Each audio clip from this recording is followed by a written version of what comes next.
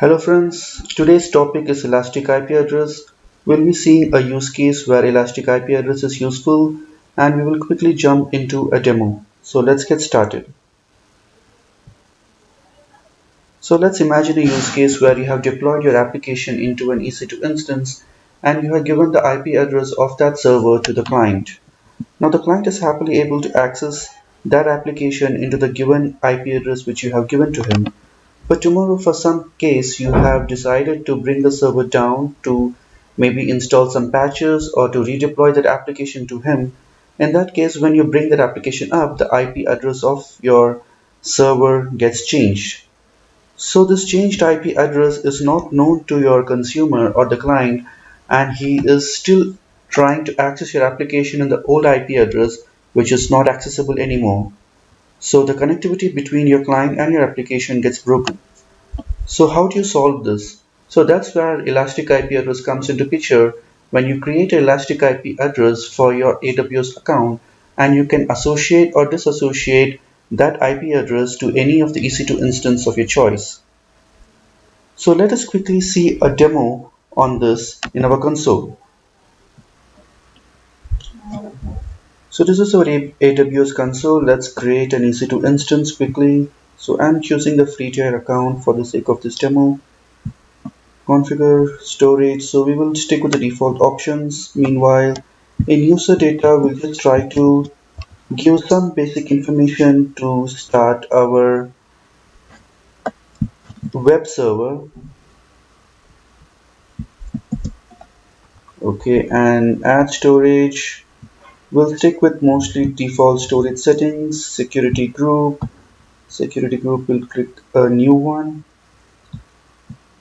So let me open the port 8080. So let me select HTTP, port range 80, source anywhere.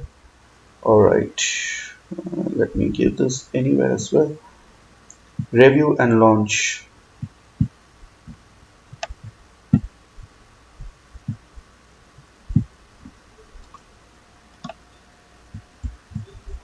So the EC2 instance which we just created has started.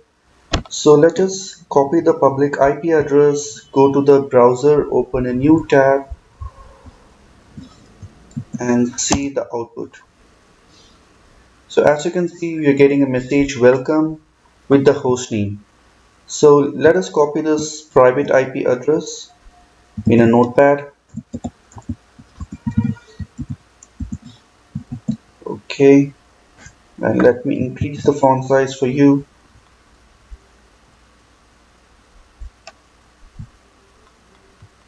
Alright, so this is the IP address which got created. Now we'll do a simple exercise. Let me just stop this instance and restart it. And let us see whether the IP address gets changed or not. So I go to instance state, stop it.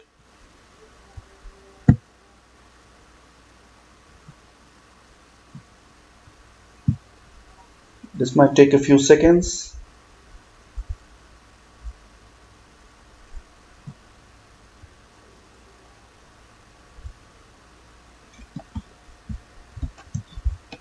So the instance is stopped. Now let us start it back and see what IP address does AWS allocate to us. So the AWS has started, and let us compare both the IP address which got created. Let me copy this and go back to the notepad and paste it down. So as you can see guys, the IP address which got allocated to us was completely different from the one which got allocated to us once we restarted the system. Now when your client tries to hit the same IP address before, he won't be able to access because this IP address is no longer valid. So unless you give your client the new IP address, he won't know that the IP address has been changed. So each time you decide to start and stop your system, each and every time a new IP address will get allocated for you. Now let's go and create a public or elastic IP address. Now under network and security, there's an option called security groups. Below that you have elastic IPs. Let's click that. and then we have to click allocate elastic IP address.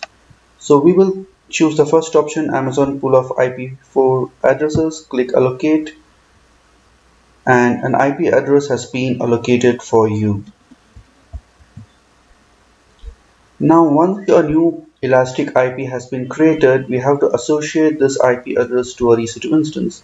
So let's select this IP address, go to actions and select associate elastic IP address. We click on instance and then choose the instance which is running. Currently there is only one instance running, so we'll choose this and then click on associate. So let us copy this public IP as well into a notepad, and then let's go back to our EC2 instance which is running.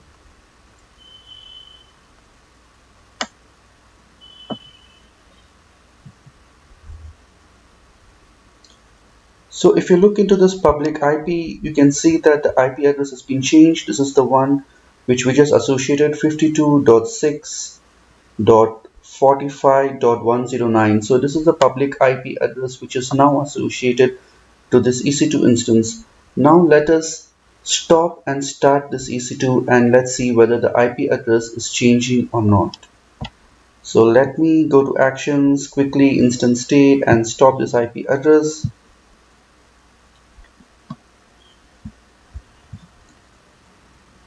So this instance has been stopped now. Let me refresh the screen.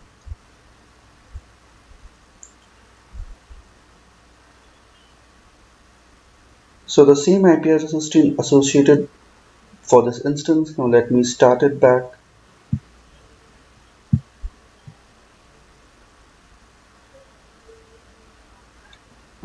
It's in pending. I think it will take a couple of seconds to start back. Let me refresh meanwhile.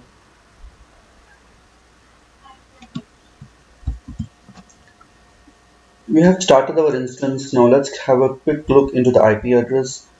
So this is the IP address which we created. As you can see, in spite of starting and restarting the same EC2 instance, the IP address has not changed. So even if I start and start this instance again and again, the IP address will be associated for this particular instance. Okay, so this is one of the benefit of using an elastic IP address. Now let us try to disassociate this elastic IP address from this instance. Alright, so let us go back to our elastic IP screen under network and securities. Now if you want to disassociate it, there is two-step process. Select the IP address, go to actions, and then you have to first disassociate this IP address from this instance ID, and then you have to release this and let go. So if you create an elastic IP address and if you don't use it, AWS will charge you on hourly basis.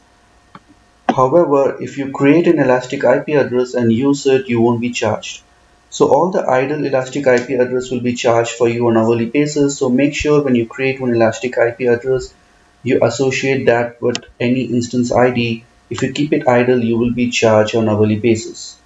So that's it for today's video. Let's meet again in some other video in some interesting topic. Thank you.